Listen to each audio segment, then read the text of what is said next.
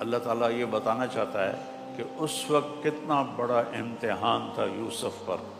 وراودت التی لفظ میں طاقت ہے، زور ہے کہ آگے کوئی حسن کا پیکر کھڑا ہے.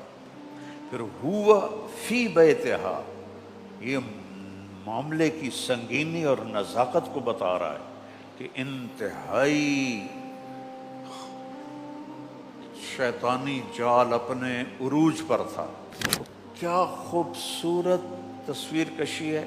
یوسف کا نام نہیں آنے دیا، زلیخا کا نام نہیں آنے دیا. کیسی پردہ پوشی کی، نہ یوسف کا نام ہے نہ زلیخا کا نام ہے. اور کیفیت جو بیان کی ہے وہ لرزا دینے والی ہے. یعقوب علیہ السلام پھٹ رہے تھے، اور آنکھیں کیوں چلی گئیں؟ بڑھاپے کی وجہ سے نہیں، من الحزن، غم کی وجہ سے. یوسف کے غم کی وجہ سے آنکھیں چلی گئیں. اور پھر یہ بھی اپنے بیٹے کی موت پہ پتہ چلا کہ جدا تو دونوں ہوئے تھے، نابینا یوسف نہیں ہوئے، نابینا باپ ہوا ہے.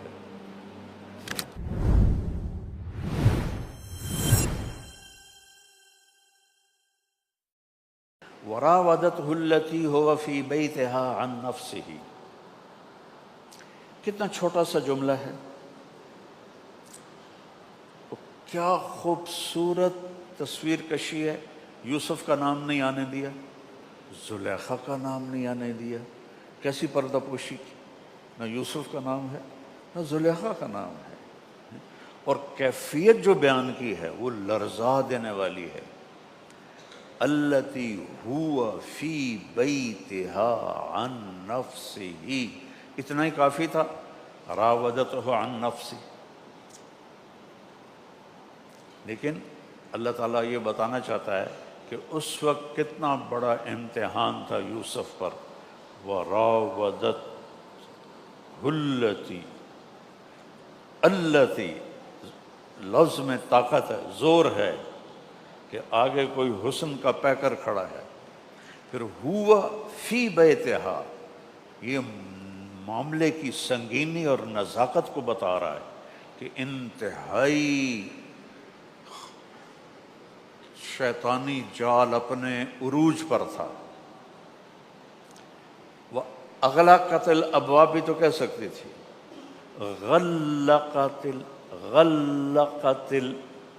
غلق میں کنڈی لگنے کی آواز آ رہی ہے، تالا لگنے کی آواز آ رہی ہے، چابی پھرنے کی آواز آ رہی ہے. غلق، اس کو محاکات کہتے ہیں. وغلقت تفور تکاد تمیز.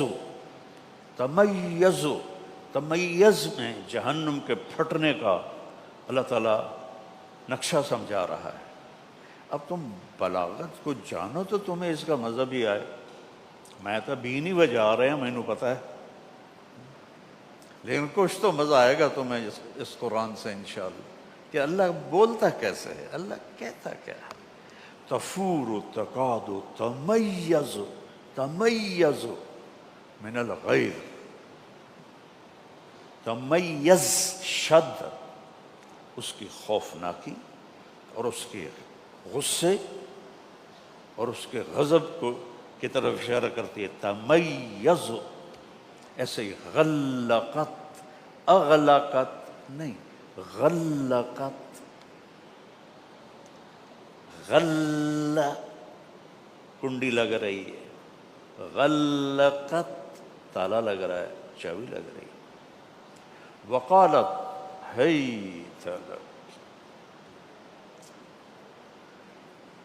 کیا عشق ہے اس میں، اور کیا حسن کی پکار ہے اس میں. میں ہاتھ جوڑ کے کہتا ہوں، میں ایک قدیم ذمہ دار گھرانے کا فرد ہوں، اور ہمارے جو بڑے تھے نا، ڈیروں میں طوائفیں آتی تھیں، ناچتی تھیں، تو اللہ ایسے، اللہ مجھے معاف فرمائے گی، ایسے ماحول میں بات تو نہیں کرنی چاہیے، لیکن حیت لک کو جو میں سمجھ سکتا ہوں آپ نہیں سمجھ سکتے، کتاب سے نہیں سمجھ سکتے.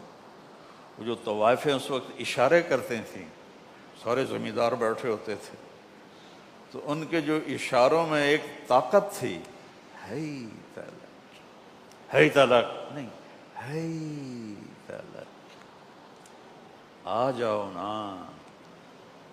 آ جاؤ نا۔ کتنی تصویر نظر آ رہی، اس کو محاکات کہتے ہیں۔ پوری تصویر قرآن کھینچتا ہے، اور اتنی طاقت سے یوسف کی تصویر آتی ہے۔ اعوذ باللہ نہیں کہا، اعوذ باللہ نہیں کہا، معاذ اللہ، سبحان اللہ۔ شیطان اور رحمان کے دو سفیر آپس میں آمنے سامنے کھڑے، شیطان کی سفیر زلیخا ہے، رحمان کے سفیر یوسف علیہ السلام ہے۔ معاذ اللہ، اعوذ باللہ نہیں، اعوذ باللہ میں طاقت کم ہے، معاذ اللہ میں طاقت زیادہ ہے۔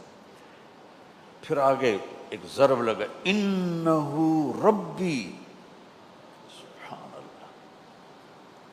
یہ جیسے وہ نہیں کہتے 100 سونار کی اور 1 لوہار کی، ہوتا ہے نا، یہ 1 لوہار کی تھی۔ انہو ربی، الفاظ میں جو زور ہے۔ بہت سی عربی میں نے بدوؤں سے سیکھی، چونکہ کئی سال عربوں میں میری تشکیل رہی۔ راس الخیمہ میں ہماری جماعت تھی مولانا سید خان صاحب کے ساتھ 1996 میں، تو میں ایک تفسیر پڑھ رہا تھا، پڑھی تھی مرکز میں، تو اس میں انہوں نے اپنی رائے لکھی تھی کہ قرآن میں جہاں بھی فاحشہ کا لفظ آتا ہے وہ زنا کے معنی میں آتا ہے۔ تو مجھے خیال آیا کہ اور معنی بھی ہوتے ہیں، تو یہ صرف زنا کیوں، ایسی خیال آیا۔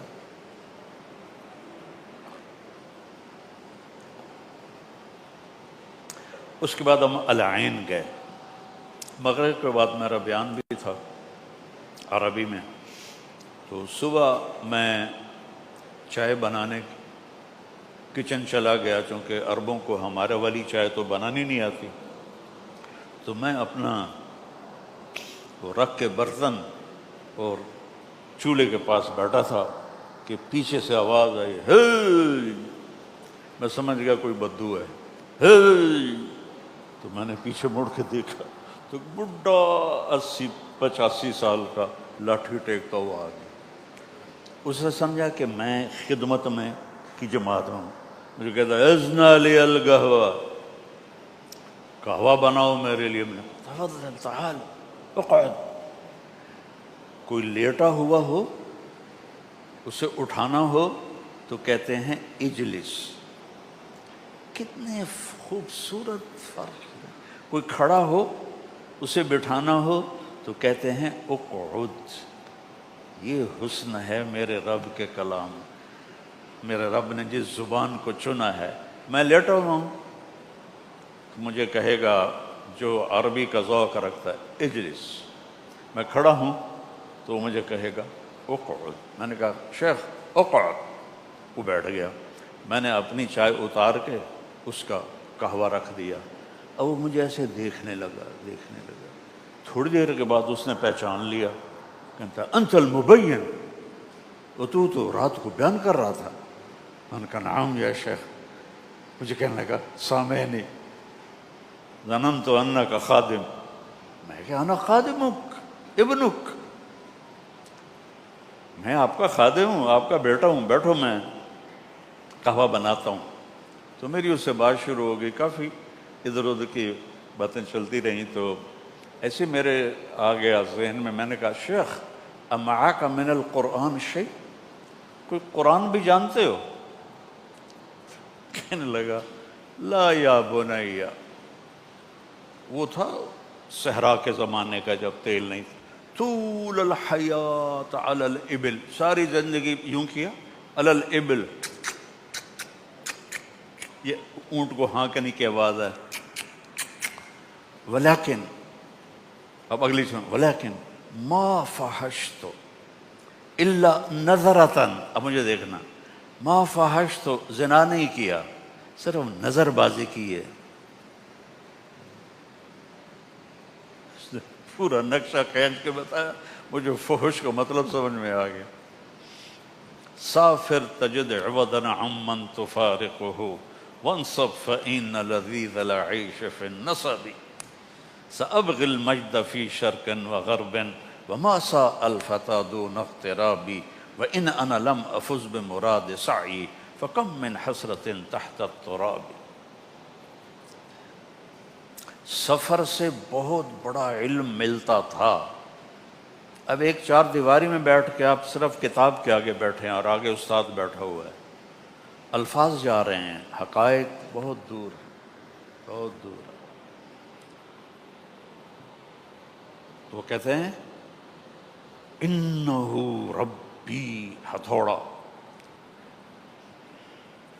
پھر احسان جتلاتے ہیں احسن مثوایا،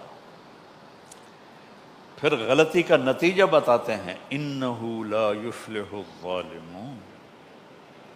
سبحان اللہ،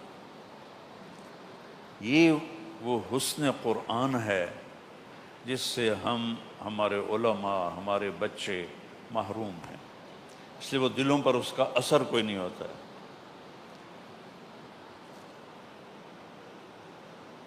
یا اسفا علی یوسف،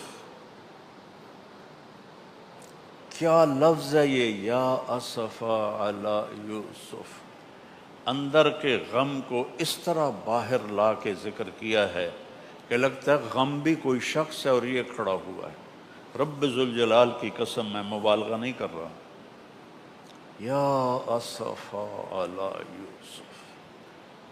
اور یہ لفظ مجھے پہلی دفعہ سمجھ میں آیا اپنے بیٹے کے مرنے پر، جب میں نے، میرا جوان بیٹا جب میرے جھولی میں میت پڑا ہوا تھا، 36 سال کی عمر، سب سے خوبصورت، 3 بیٹے میرے، سب سے عقل مند، سب سے عقل مند، حد درجے کی فہم رب نے دی تھی۔ تو پھر مجھے یا اسفا نظر آیا، وہ کھڑا ہوا ہے، یا اسفا علی یوسف وابیضت عیناہ من الحزن فہو کظیم۔ کظیم پتہ کسے کہتے ہیں؟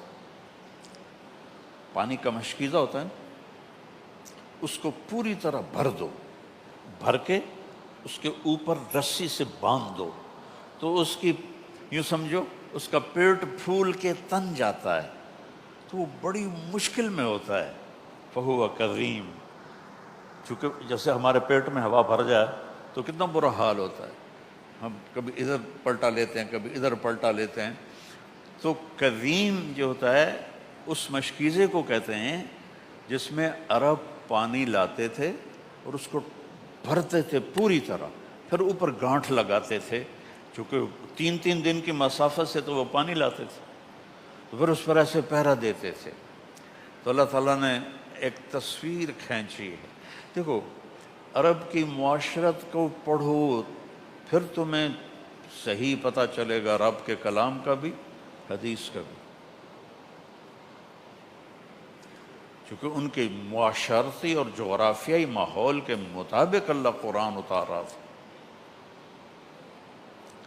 فہو کظیم، مشکیزہ پانی سے بھرا ہوا، پھٹ رہا ہوتا ہے۔ ایسے ہی یعقوب علیہ السلام پھٹ رہے تھے، اور آنکھیں کیوں چلی گئیں؟ بڑھاپے کی وجہ سے نہیں، من الحزن، غم کی وجہ سے، یوسف کے غم کی وجہ سے آنکھیں چلی گئیں۔ اور پھر یہ بھی اپنے بیٹے کی موت پہ پتہ چلا کہ جدا تو دونوں ہوئے تھے، نابینا یوسف نہیں ہوئے، نابینا باپ ہوا ہے۔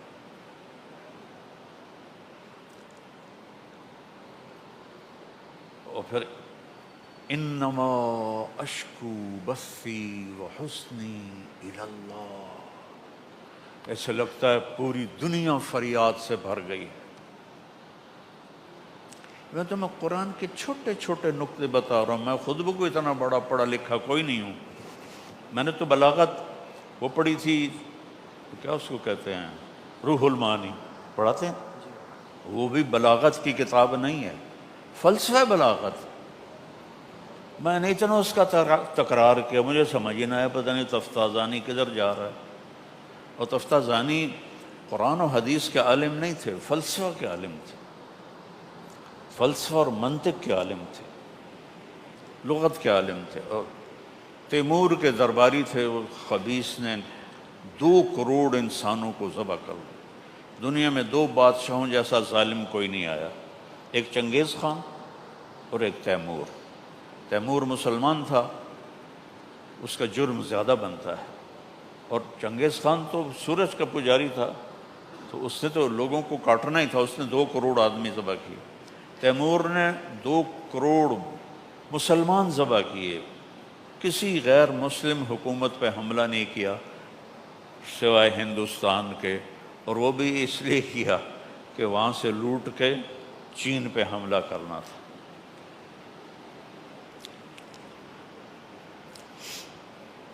انما اشکو بثی وحزنی الی اللہ. لگتا ہے پوری کائنات میں غم پھیل گیا ہے. یہ قرآن کی تصویر کشی ہے. زمین کو ہلا اللہ نے. اب لفظ غور کرو، اذا زلزلت الارض زلزالہا. اللہ اکبر. دوبارہ سنو، اذا زا پہ زور ہے، زلزلت الارض زلزالہا. تمہیں لگے گا جیسے پوری زمین ٹکڑے ٹکڑے ہو رہی ہے. قرآن سیکھو بیٹو، میری ایک ہی نصیحت ہے، قرآن سیکھو. اللہ کی قسم، صرف قرآن کا دعویٰ ہے یہدی للتی ہی اقوم. قرآن کا دعویٰ ہے واتبعوا النور الذی انزل معہ. یہ نور ہے، یہ ہدن ہے، یہ رحمہ ہے، یہ موعظہ ہے للمتقین ہے، یہ تنزیل ہے، یہ منزل ہے، یہ قرآن ہے، یہ فرقان ہے، یہ ذکر ہے، یہ تعویل ہے. یہ سب قرآن کے نام ہیں. علامہ زرکشی فرماتے ہیں اگر قرآن کا کوئی نام رکھا جاتا، قرآن تو کہتا ہے جس کو پڑھا جائے، قرآن کا کوئی نام رکھا جاتا تو سورہ ابراہیم کی یہ آیت قرآن کا نام بنتی. ھذا بلاغ للناس. یہ پیغام ہے لوگوں کو پہنچانے کے لیے. تم تو امت قرآن ہو، اور خوش قسمت ترین بچے ہو کہ تم اللہ کا علم پڑھ رہے ہو. اچھا، اب مجھے پتہ نہیں، معافی چاہتا ہوں، آپ کو پسند آئے یا نہ آئے، میرا کمپیوٹر ادھر چل پڑا ہے تو معافی چاہتا ہوں.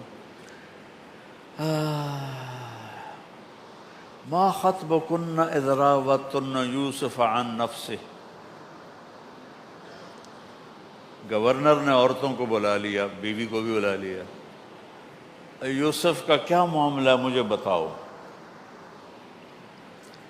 ابھی بچے نے پڑھا ہے لِيُظْهِرَهُ عَلَى الدِّينِ كُلِّهِ، سورہ صف میں. تو زلیخا کہتی الآن ظاہر الحق، حق واضح ہو گیا. یہ ہس کیا ہے؟ الآن ہس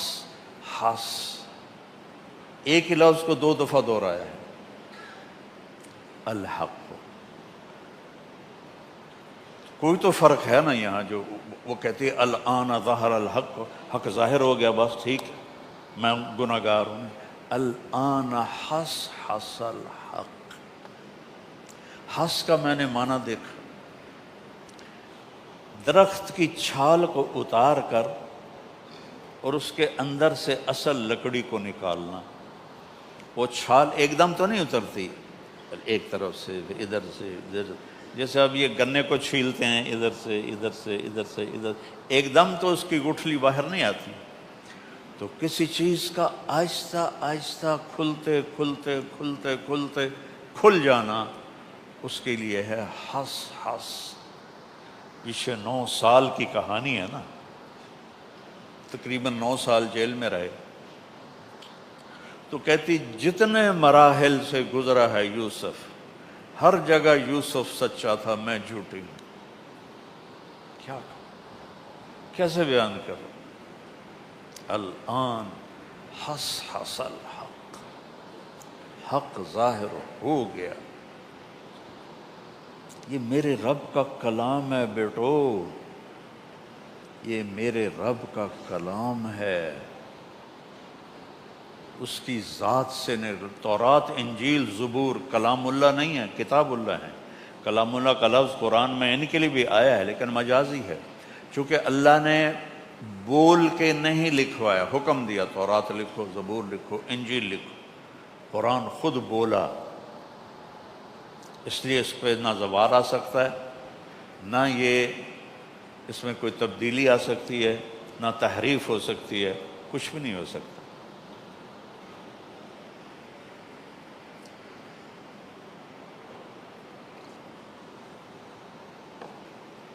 قرآن سے دل لگاؤ کہ یہ بہت خوبصورت میرے رب کا کلام ہے۔